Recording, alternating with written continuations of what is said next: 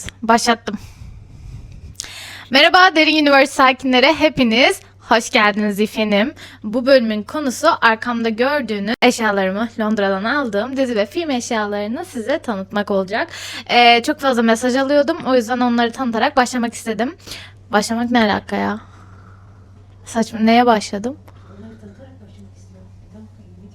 Video zaten bu. Saçma. Da Abba benim en sevdiğim, yani net bir top bir animasyon, Avatar The Last Airbender, bayılırım. Çocukluğumdan beri her yıl neredeyse bir defa tekrar bütün sezonlarını izlerim. O yüzden bunu Temu'dan aldım arkadaşlar. 2 tane Temu'dan var. 3 tane Temu'dan var. Bu Temu'dan aldım. Abba. Stitch arkadaşlar. İkinci en sevdiğim karakter Stitch.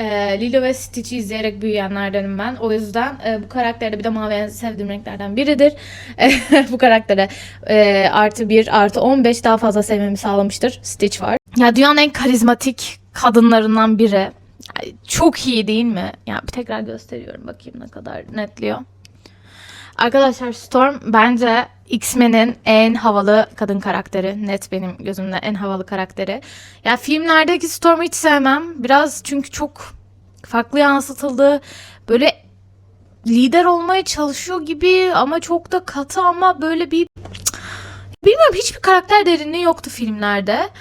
Ama Storm karakterinin güçlerine, bu bütün karizmasına, şuna bakar mısınız? Yani karizma akıyor. Bayılırım. O yüzden bu figür. Bunu Forbidden Planet'ten aldım. Londra'dan aldım. Bunun fiyatı yaklaşık, şu anda hatırlayamıyorum, o 20 pound falandı büyük ihtimalle. Bence çok güzel. Dışarıda da şu arkasında da şey var, göstereyim.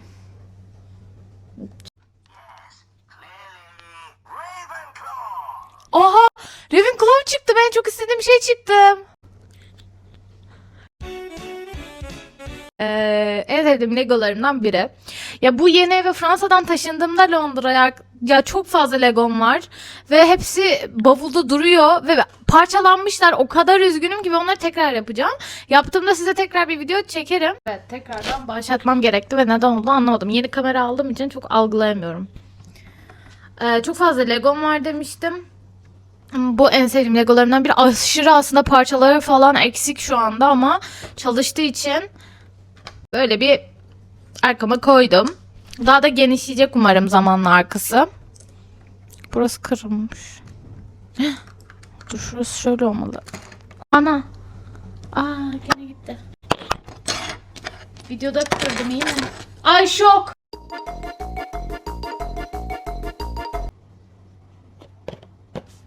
Arkadaşlar bak. Ay. Bir şey söyleyeceğim. Rhaenyra Targaryen'ın en sevdiğim look'u bu look'u. Bu arada oyuncu olarak ben 2 oyuncusunu da çok seviyorum. Millie Alcock ve Emma Darcy'ydi galiba. Emma Darcy. İkisinin de oyunculuğunu çok seviyorum ama Emma Darcy çok ileride bir oyunculuğu var bence. Yani inanılmaz iyi bir oyunculuğu var. Ve Rhaenyra Targaryen'a bayılmam ben. Tabii ki siyahım, black'lerdenim ama çok da bayılmadım bir... Yani zaten arkadaşlar Game of Thrones evreni, House of Dragon evreni, kimi seviyoruz ki kime bayılıyoruz yani. Bu look'una bayıldığım için bunu hemen Comic Con'da görür görmez aldım. Comic Con'dan aldım. Funko Pop yerlerinde bulunur yani, collectible store'larda. Gelelim en sonki aldığım şeylerden birine. Arkadaşlar biliyorum figür değil ama ben bu tip dizi film items'larını böyle biriktirmeyi çok seviyorum. Buffy the Vampire Slayer, yani 100 defa izledim. Ben bad boycuyum arkadaşlar. Ve Buffy the Vampire Slayer, yani Slayer çok eski bir dizi. Aşırı böyle vampir kostümleri falan aşırı ucuz ama çok seviyorum bu diziyi. Neden bilmiyorum. Hiçbir şekilde bilmiyorum. Buffy the Vampire Slayer'da tarot kartı. Bunu da şeyden aldım. Forbidden Planet'tan aldım. Forbidden Planet'i yeni keşfettim. İnanılmaz güzel bir, böyle bu tip şeyleri satan bir store burada Londra'da. İlgilenen varsa Londra'da yaşayan, Kesinlikle öneriyorum. Gidin. Çok fazla komik yani çizgi romanlar var. Eski çizgi romanlar var. İmzalı köşesi var. 1000 tane figür çeşidi var.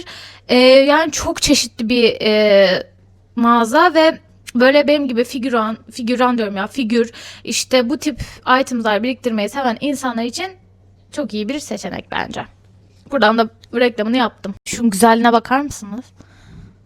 Şunun güzelliğine. Evet, arkadaşlar yani mükemmel bir Hedwig figürü. Bunu şeyden aldım. Gene bu da Londra'dan. Şu ayrıntılara bakın ya. İnanılmaz iyi değil mi? Ve çok pahalı. O yüzden bunu şeyden aldım. Spell of Wizard mı? Öyle bir yer var Londra'da. Zaten Londra'da çok fazla Harry Potter yeri var ama Harry Potter ürünlerini ilk arattığınızda çıkan 2 yerden birinde zaten bu var. Bu figür. Figür değil, bu statü. Ne denir ya? Neyse yazarsınız yorumlara. Çok güzel. Ya gözleri falan acayip iyi. Çok iyi. Bunu çok seviyorum. Canım Hedwig. Alright, now here we go. Ya bunu nasıl anlatacağım bilmiyorum. Nasıl? Bu zaten bildiğimiz arkadaşlar Lego Store'dan aldım. Lego yapmayı gördüğünüz üzere bu videoda çok seviyorum. Bunu Lego Store'dan aldım ve hemen bunu arkadaşlar yalan olmasın, bunu ben almadım. Bunu canım teyzem aldı bana hediye. Londra hediyesi olarak aldı. Lego Store'dan aldı. Londra hediyesi işte böyle evime falan olsun. Ben Lego yapmaya bayıldığım için tekrar ve tekrar söylüyorum. Böyle bir şeyi hemen istemiştim önceden zaten. Emrivaki yaptım, aldı. Bu da böyle bir şey işte. Burası açılıyor falan. Ah. Elimde kaldı. Ya bu video çok zor bir video ya. Abi. Dur açacağım. Bakın böyle içi. Ya öyle büyük legolarım vardı ki hiçbirine, hepsi bir kayboldu gitti. Yani var da hepsi kırık ya. Canım kuzenim bana kendisi daha genç kuşak olduğu için o bana öğretti. Blind Box'lardaki Pop Mart'ı ben ondan öğrendim. Böyle Blind Box'tan çıktı ve böyle şey demiştim. İstediğim prenses çıkarsa hani şanslı bir başlangıç olacak Londra'da da ve istediğim prenses Yasmin'de. Çok severek yani o yüzden büyük bir şans gibi görüyorum bunu. Bilmiyorum, öyle geliyor bana. Ben böyle şeylere inanırım. Çok tatlı değil mi? Pop Mart'tan aldık bunu. Bunu da gene böyle ilk geldiğim gün Harry Potter mağazasında Blind Box'tan, gene Blind Box gibi bir şeydi. Oradan aldık Harry Potter mini kere. Tabii ki almazsam olmazdı. Butterbeer. Arkada gördüğünüz, belki de fark ettiğiniz ya da fark etmediğiniz bir şey daha var. Benim 11 sezon boyunca, yani 11 sezonu bir haftada bitirdiğim ve şu anda Rhymes çılgınlığına başladığım dönemlerden kalma. Grey's Anatomy.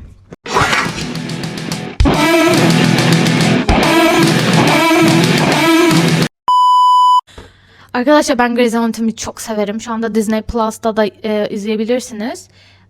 Zaten devam da ediyor. Disney Plus dışında da devam da ediyor. Yeni bölümler de geliyor. Ne zaman ki öldü. Ne zaman ki Derek öldü ben de bıraktım diziyi. 11 sezon ama 11 sezon bir haftada bitirdim. Nasıl diye sormayın. Gerçekten yaptım. Grey's Anatomy'yi çok severim. Bazen böyle çok sıkıldığımda özellikle 3. sezonu açmayı çok severim. 3. sezon Meredith'in annesinin öldüğü ve Meredith'in hani annesiyle o yaşadığı çatışma, o son veda sahnelerinin olduğu bölüm beni çok etkiler. O bölümü çok böyle bazen açıp izlerim. Çok sevdiğim bir 3. sezon, yani çok sevdiğim bir sezon. Böyle bu var bir de. Bunu da Temu'dan aldım. Bunu da göstereceğim. Çok gereksiz. Çünkü daha bulamadığım için. Arkadaşlar en sevdiğim dizi ve filmleri toplayacağım ve onları arka planıma koyacağım diye kendime söz verdim ama bazı dizi ve filmlerin daha figürlerini çok bulamıyorum. Karşıma çıkmıyor. Çok fazla da karşılaşmıyorum. Yani çok fazla Google'lıyorum ve yok yani figürlerini. Çok fazla bulamıyorum. Çok az var. Bir tanesi Anne Whitney. Anne Whitney benim en comfort zone dediğim dizilerden biri.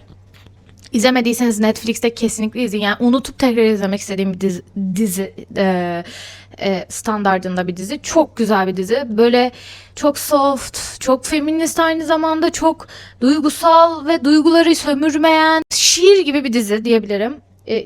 Yani 4. sezona gelmeyecek olduğunu öğrendiğimde falan büyük üzülmüştüm. Bir tane burada Fransa'dan şey var. 3 tane galiba. Bunlardan biri Fransa'dan değil, pardon. Amsterdam, Madame Tussauds'dan aldığım. Madame Tussauds'dan bunu almışım. Görünce çok beğendim. Neden bilmiyorum. Aslında hiçbir alakam yok. Orada Oscar heykelciği falan da vardı ama bu daha havalı geldi. Çünkü Oscar heykelciğini çok görüyoruz ama bunu çok görmemiştim ve parıltılı falan gözüme aldı. Bebek gibiyim. Tabii ki de işimle de alakalı. Çatatam. Arkadaşlar çok bunu da gene böyle manifestlercesine aldım. Önün üstünde de Lady Whistledown, Bridgerton'dan şey falan var. Lady Whistledown, Bridgerton için figür bakıyorum. Güzel bir figür ya da Lego bulursam alacağım. Lego çıkartın ya Bridgerton. Lego'ya buradan sesleniyorum. Bridgerton'la collapse yapar mısınız ya? Ben Lego yapmak istiyorum. Bridgerton evini yapmak istiyorum. Bu da aynen Amsterdam'daki Madame Tussauds'dan. Bir tane daha tabii ki Avatar The Last Airbender var. Ya Uncle Iroh. Bu normalde mutfağımda duruyordu ama buraya koymak istedim. Çünkü mutfağımda böyle durduğu yeri sevemedim. Böyle çok görünmeyen bir yerde duruyordu. Uncle Iroh'un işte burada şey yazıyor. Protection and power are overrated. I think you are very wise to choose happiness and love. There is a reason each of us are born. We have to find those reasons. İşte burada Iroh'un verdiği akıllar duruyor ve böyle çok sevdiğim bir karakter, çok derin bir karakterdi. İzlerken de çok etkilenmiştim Iroh ve özellikle Iroh'da etkilendiğim şeylerden biri şuydu. Çok aslında yanlışlar yapmış bir karakter ya. Geçmişi çok karanlık ama yani biz ne hatalar yaparsak yapalım, eğer geri dönülemeyecek noktaya gelmediysek öğrendiklerimizden sonra bambaşka insanlar olabiliriz. Iroh biraz bana bunu böyle öğretti çocukken ve çok seviyordum o yüzden. Niye beni bakıyorsun? Bunu da Temu'dan aldım. Dan dan dan da da da dan. Bakın sertifikası falan. Bakın şimdi burada Loki'ciğimin, Tom Hiddleston'ın imzası var. Burada da sertifikalı. Görebiliyor musunuz? Sertifikalı gerçekten imzası. Bunları daha çerçeveletmedim. Çerçeveleyeceğim. Şu anda çok aşırı bir hayatım olmadığı için, böyle kalıcı bir evde kalmadığım için şu anlık. Yani taşınacağım. Londra'da başka bir yere bakıyorum şu anda. O yüzden çok fazla yerleşemedim. Ama yerleştiğimde en büyük hayalim gerçekten bunların hepsini çerçeveletmek. Ve böyle bütün dizi ve filmlerin itemlarını, sevdiğim dizi ve filmlerin böyle küçük küçük toplamak. Bakalım. Bunu da Comic Con'dan aldım. İsterseniz yorumlarda paylaşırım nereden aldığımı. Sertifikalı çünkü aslında, hatta burada paylaşayım. Hollywood Autographs diye bir, şöyle göstereyim. Görebiliyor musunuz? Eğer isteyen olursa bunlardan bulmak, internette siteleri var. Ve orada böyle bütün bunları gösteriyorlar. Sertifikalı, imzalı fotoğrafları. Seviyorum dediğim karakter izlemek çok keyifli. Yani iyi bir karakter değil tabii ki. Hani iyi bir karakter değil. Ama izlemeyi çok sevdim. Çok zevkli, çok seyir zevki olan bir karakter olduğu için. Ve oyunculuğa bayıldığım için. Bunun bu arada arkadaşlar, okuyamadıysanız adına Hollywood Autograph, eğer bulamadıysanız bana yorumlarda yazın ya da Instagram'da DM atın bana. Ben size bunun nereden aldığımı DM'den size yazarım. Bunu ve bir tane daha var, şimdi onu da göstereceğim. Tabii ki bunu aldım. Çünkü yani benim ilk yabancı dizi deneyimim. Arkasında sertifikası var. Bunu Hollywood Autograph'tan almışım. Bunu Celebrity Ink Autographs diye bir yerden aldım. Gene bulamazsanız bana yazın. Ben DM'den, Instagram Derin Universe DM'den size web sitelerini ve Instagram profillerini paylaşırım. Roden. Yani benim net, yani en sevdiğim karakterdi. Styles'la Lydia. Styles ve Lydia benim ilk ship'imdir. Yani Teen Wolf çok severdim. tekrar tekrar izlerdim çocukken. Bir de biz küçükken böyle tabii şeyler yoktu. Netflix falan. Kendimi çok yaşlı hissettim. Biz çocukken yoktu.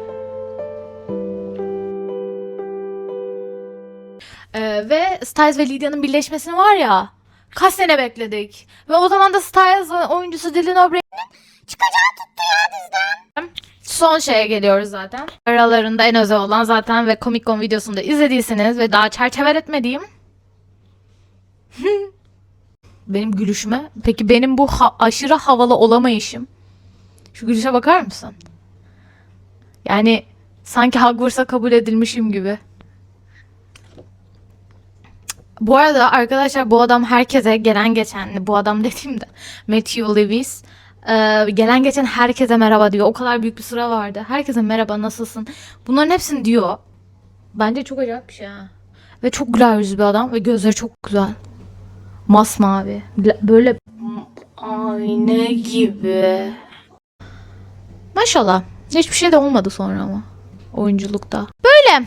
Arka planımda gördüğünüz ve göreceğiniz bütün şeyler şu anlık bu kadar. Sonra yenileri geldiğinde de daha yeni sipariş verdim. Bugün sipariş verdiklerim var. Onlar geldiğinde tekrardan böyle sonradan biraz daha fazla zaman sonra tekrar bir video çekeriz bunlarla ilgili, isterseniz beğenirseniz bu videoyu.